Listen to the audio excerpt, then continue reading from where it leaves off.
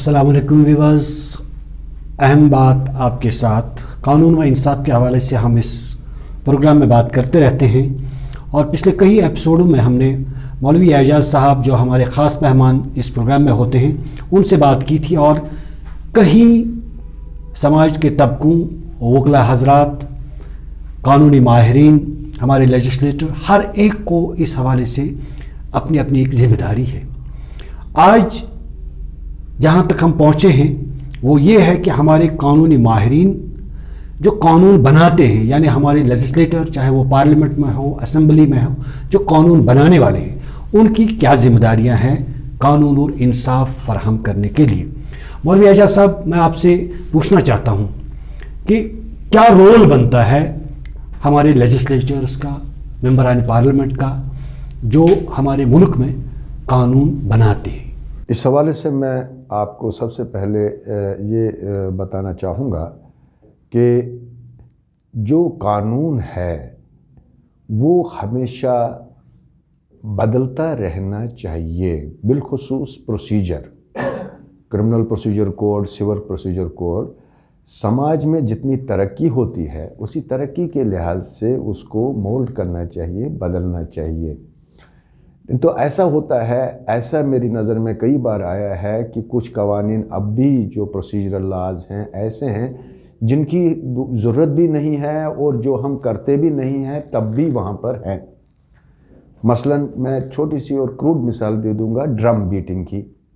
Procedure में किसी भी जगह लिखा होता है, बहुत सारी जगह लिखा होता है, चाहे ड्रम बीटिंग का, कि उस मोहल्ले में जहाँ वो रहता हो, मुदाला या जो कुछ भी रहता है जिसके खिलाफ हो, ड्रम बीटिंग की जाए। आजकल तो ड्रम बीटिंग बिल्कुल होती नहीं है, अखबार का दौर है, इंटरनेट का दौर है, तो इसको तो बदलना चाहिए। दूसरा, इनफेलिबिलिटी, कोई भी कानून अपने में इनफेलिबल नहीं है। They have to change according to the change in the society so that they bring ease and convenience in the procedure. For example मैं आपको बता दूंगा एक बात कि सबसे ज़्यादा वक्त जो ज़ाया होता है कोर्ट में, जो कंज्यूम होता है, वो होता है गवाही लिखने की।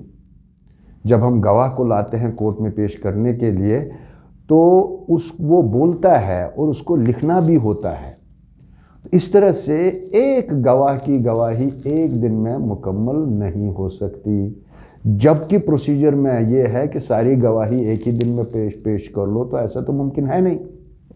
लेकिन इस वक्त की जो समाज में तरक्की है, सोसाइटी में तरक्की है, तो वीडियोग्राफी है, ऑडियोग्राफी है, इसका हम इस्तेमाल कर सकते थे कि भैया जो गवाह आ जाएगा कोर्ट में तो उसकी वीडियोग्राफी कर लो।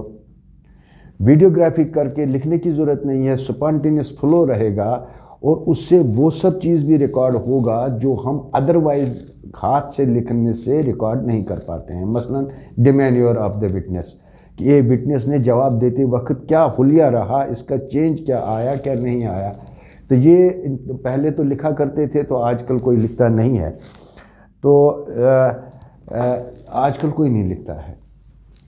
सवाल है कि आजकल वीडियोग्राफी है, तो वीडियोग्राफी में ये सब रिकॉर्ड हो जाएगा तो जज को पढ़ने में भी आसानी हो जाएगी जब देखा। हाँ, दूसरा ये, अब फाइल तो बनानी है, रिकॉर्ड मेंटेन करना है।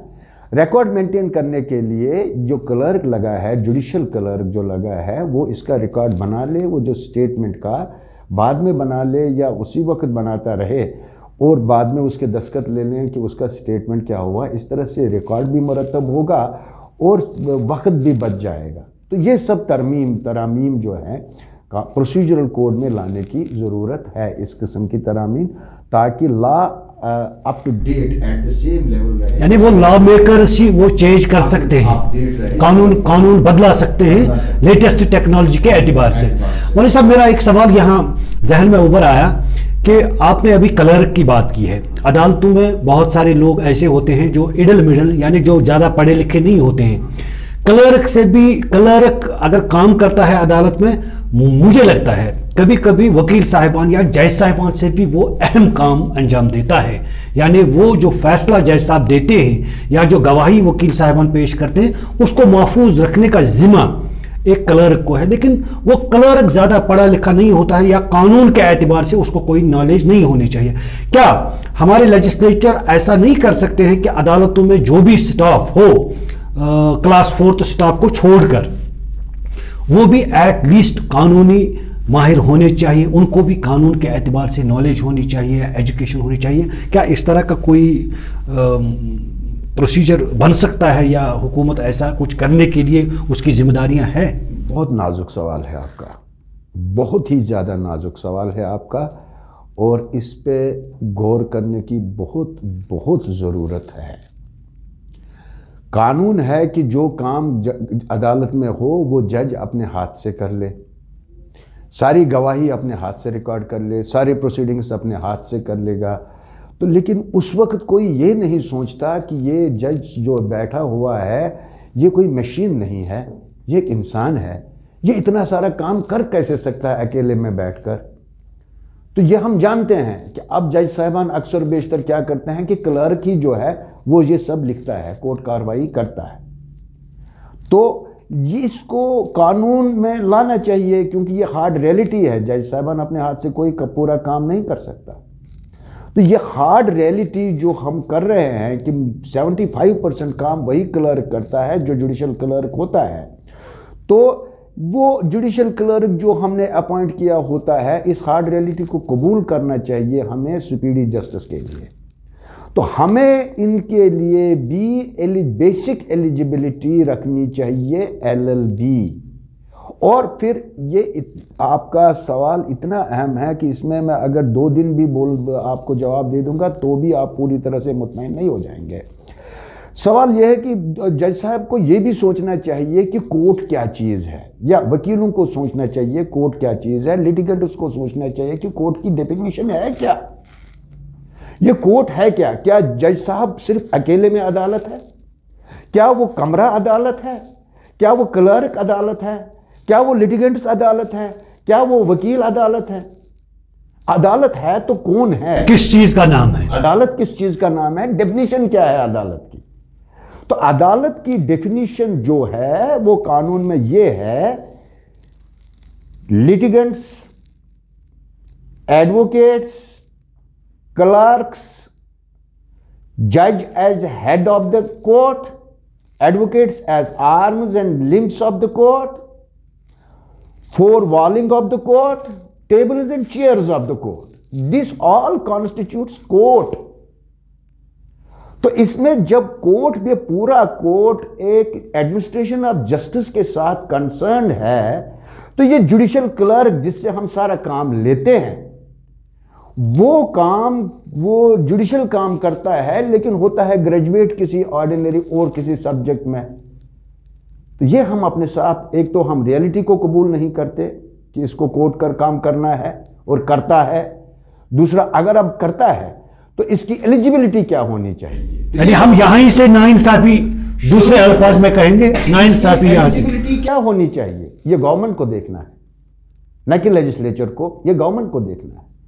गवर्नमेंट को देखना है कि ये जो जुडिशियल क्लर्क है, ये जो एडमिनिस्ट्रेशन ऑफ जस्टिस है, इसमें सारे लोग मासिवाई क्लास 4 लोग के कम से कम मिनिमम लॉ ग्रेजुएट्स होने चाहिए, क्योंकि इनको यही काम करना है। तो ये गवर्नमेंट की जिम्मेदारी है, इसके साथ साथ बनती है। और दूसरी बात, आपकी बात बनी रहे, इस बात का जवाब मैं आगे भी दे दूंगा जब हम आएंगे role of the presiding officer, उस पर हम जवाब दे देंगे आपको इसका, इसमें डिटेल में। लेकिन फिलहाल मैं आपको एक बात और कहूँगा, इस वक्त हम लेजिस्लेचर और गवर्नमेंट की बात करें कि इनकी क्या जिम्मेदारी है।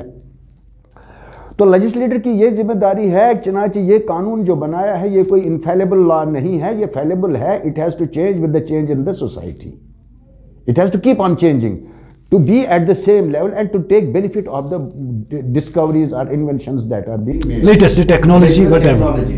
तो दूसरी बात यह है कि एक छोटी सी बात और जो भी है कानून में, लेकिन हम इसको पहचानते नहीं हैं।